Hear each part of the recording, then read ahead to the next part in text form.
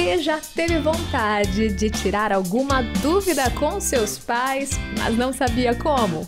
Com base bíblica, viemos trazer a resposta para suas dúvidas, em uma conversa leve e descontraída, de pai para filha. Está começando mais um de pai para filha, mais um dia aqui pra gente sentar junto, né, na poltrona aqui que os nossos queridos produtores arrumaram pra nós. Muito lindo. Com uma xícara fake, porque não tem nada dentro, só pra gente falar da Nicecast. Tem sim. Né, pai? Piadinha boba. Piadinha de pai velho, amém? Ô, glória. Todo episódio tá começando assim, gente. É dura essa nossa vida. Meu Deus do céu, onde chegamos? Será que é demônio? Não. Amém. Hoje a gente vai continuar o nosso bate-papo da semana passada sobre demônios.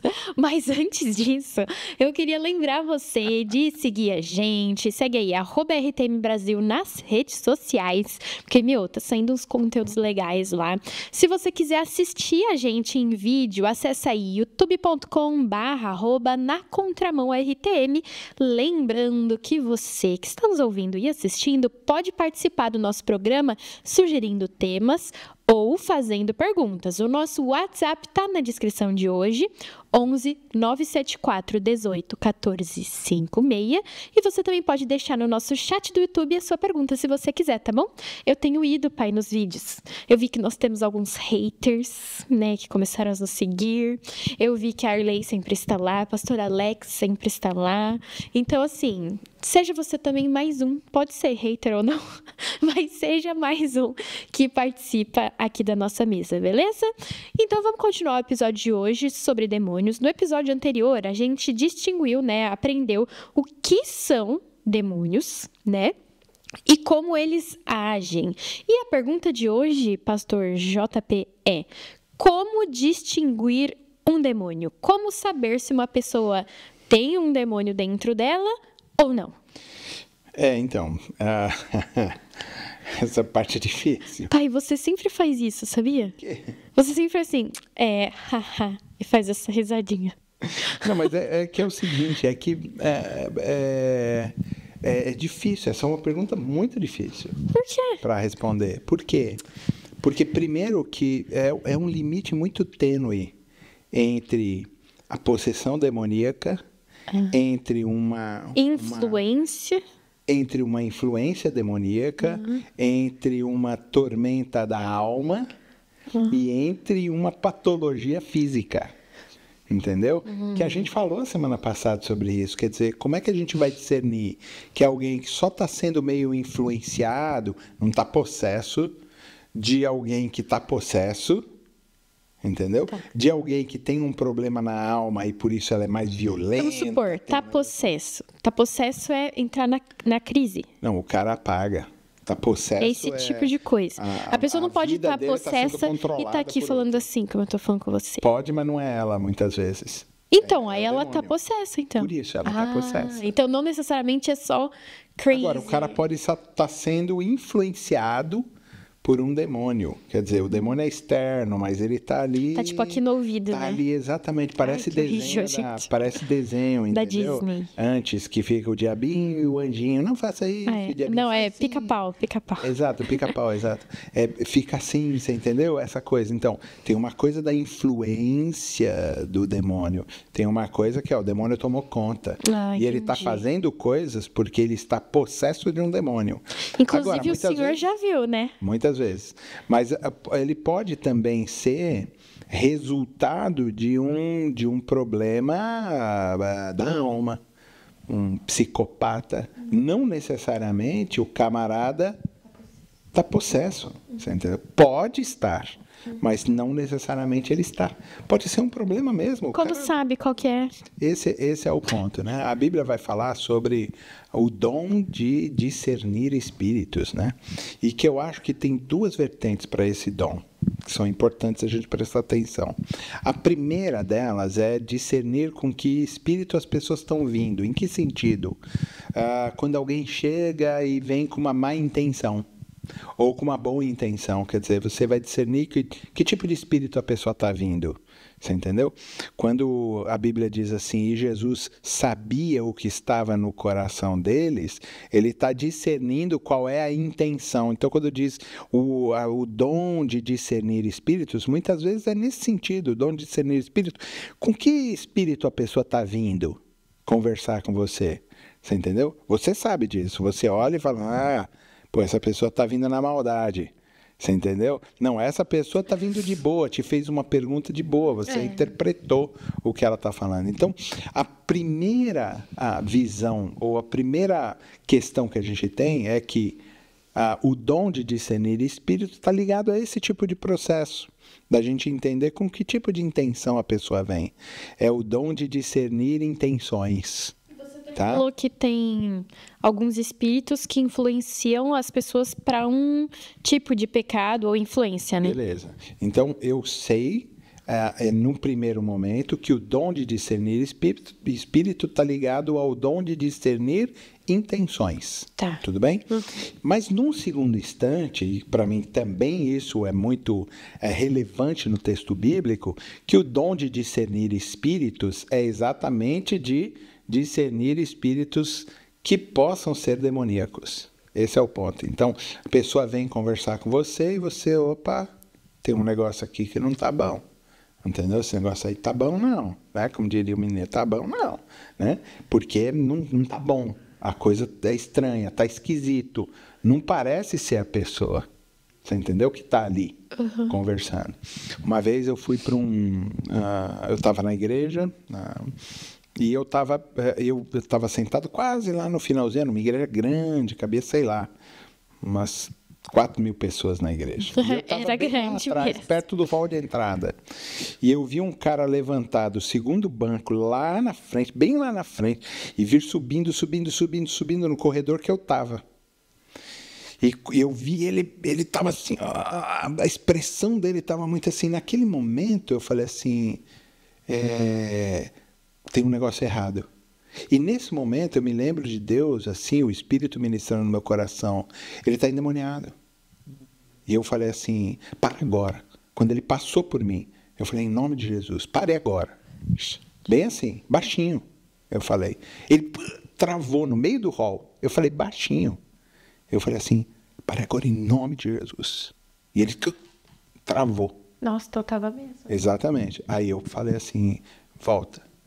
Eu estava parado lá. Ele já estava longe de mim, uns 10 metros quase. Você entendeu? E eu falei assim, volta. A mamãe estava do meu lado. Ela já levantou na hora, ela se ligou o que estava acontecendo na hora. Entendeu? E aí ele veio, e eu abri assim o caminho, ele sentou na segunda cadeira, a mamãe se levantou. Entendeu? Veio a família dele, veio junto, porque veio atrás dele, e ele sentou nessa segunda cadeira e eu pus a mão assim, por trás. Porque eu me lembro assim de sentir assim, abraça ele. Entendeu? Então eu abracei ele assim por baixo, não pelo ombro. Quando eu abracei ele estava armado. Então o que eu fiz? Eu peguei na arma. Eu peguei na arma e fiquei segurando a arma. Pra tipo conter na hora, ele. E ele, o que foi? O que é? Aí eu falei assim, então, eu quero falar com... não quero falar com você. Eu falei, mas é comigo que você vai falar. Aí eu olhei assim... você conversou com o demônio. Jeito. Aí eu olhei assim pra esposa. A esposa falou, o nome dele é tal, não me lembro. É o Manuel, sei lá, qualquer nome, Manuel. Aí eu falei, não, eu quero falar com o Manuel. Não vai falar. Você não vai falar. Você não vai falar. E filha, ele suava muito assim. Estava molhado, encharcado. E eu falei assim, eu vou falar com ele. Não vai. Eu falei, eu vou. Agora eu vou falar com ele. Aí tinha um negócio assim no cara. O que está acontecendo? O que está acontecendo? Assustado. Ele assustado. Entendeu? Ele, o que está acontecendo? O que está acontecendo? O que está acontecendo? Não sei o quê. Aí eu falei, você precisa confessar o nome de Jesus. Entendeu? Para aí a gente poder ter uma conversa de verdade, você precisa pedir ajuda para Jesus. Aí, não, você não vai fazer isso, não vai conseguir fazer isso com ele. Nossa, que bizarro. Desse jeito, assim, mamãe orando aqui, todo mundo, aí virou uma roda, né? Todo mundo orando assim com ele. E aí eu falei assim, não, é com ele que eu quero falar, você para e tal, né? Aí eu comecei a conversar com ele, falei assim, olha, Jesus veio para te salvar, fiz todo o plano de salvação com ele e tal, quanto Jesus, não sei o quê. E ele falou assim, eu quero Jesus na minha vida. Eu falei, então pede para ele, fala para ele te ajudar. E ele disse assim, Jesus, me ajuda. Você conversa com a mamãe. Ele ficou seco. Completamente seco. Ele estava encharcado. Pingava água assim do queixo dele, tudo. Ele ficou completamente seco nessa hora. Completamente seco. E aí eu pude dizer para ele, e aí fiz uma oração com ele, que ele confessou o nome de Jesus. Cara, esse cara, junto com a família e tudo, depois se tornaram diáconos da igreja. Ele foi um cara assim muito, começou a estudar, fazer um monte de coisa, completamente liberto, assim, entendeu? Neste caso, era realmente um demônio, e é o dom de discernir esse espírito. Estava lá, entendeu? Não é dado para todo mundo isso. Tanto que eu nunca mais tive, assim, essa coisa. Tive algumas vezes, algumas experiências com isso, de olhar e falar, é demônio, e não muito. Então, para mim, assim, existe o dom, a gente consegue discernir espírito e a gente precisa. A gente teve um caso uma vez, eu conto qualquer outro dia, numa igreja que entrou uma pessoa que estava endemoniada, eu fui lá na orelha dela e falei, não, quem manda aqui é Jesus. Eu lembro. Você lembra? E ficou lá, sentada assim. Eu já era maiorzinho. E ficou sentada assim, olhando. E depois eu fui até ela no culto, e a gente orou pela libertação dela, ela foi liberta, ela entregou a vida para Jesus. Estranho, nossa. Porque a quando ela entrou na igreja, ficou uma coisa que a gente precisa entender. Se a pessoa está endemoniada, é porque o espírito não habita lá. Porque se o espírito habita, não vai ter. Não tem demônio lá. Sim. Ela pode sofrer uma influência, mas ela não vai ser possessa por um demônio. Nossa, então uma pessoa crente pode ser usada também? Como é que eu tiro um demônio de uma pessoa? Ela precisa confessar Jesus. Ela precisa pedir ajuda. Não adianta botar a mão lá e ficar... põe pra fora, mas aí... vai embora. Volta pior. Não, mas é que acontece o seguinte, como é que é o negócio? Então, se eu expulso um demônio, ele vagueia por lugares piores e quando ele volta, ele vê que a casa está limpa, chama mais 7. Quer dizer que fica 8 vezes pior do que estava no estado anterior. Então, na verdade, uma possessão demoníaca, ela só pode acabar e ser verdadeiramente eficaz se habitar o espírito dentro dela. Só pode habitar e ocupar a casa que está agora vazia e limpa, se ela confessar o nome de Jesus. Eu posso expulsar um demônio? Posso. Mas se a casa permanecer vazia, vai ser muito pior para a pessoa. Ou seja, não faça de qualquer jeito, irmãos. Se acontecer com você, pode ser pior para a pessoa, tá bom? Se você gostou do bate-papo de hoje, quer mandar mais sugestões, e se não gostou, tem uma galera que não gosta da gente. Tudo bem, manda aí para um amigo seu ou para o inimigo. Faça parte do nosso bate-papo. A gente está aqui para isso. Fale bem. Falem de mim. Falem de Jesus. Mas, assim, tá sendo muito bom conversar aqui. A gente viu que, por mais que nosso conteúdo tenha chegado num público que não curte muito, chegou. É o que importa, né, pai? Isso aí. É isso aí. Não, eu acho que esse é o grande intuito de tudo. A gente não tá aqui para ser voz unânime. A gente está aqui para ser voz ativa do Espírito. É isso. Até semana que vem. De pai para filha. Realização Transmundial.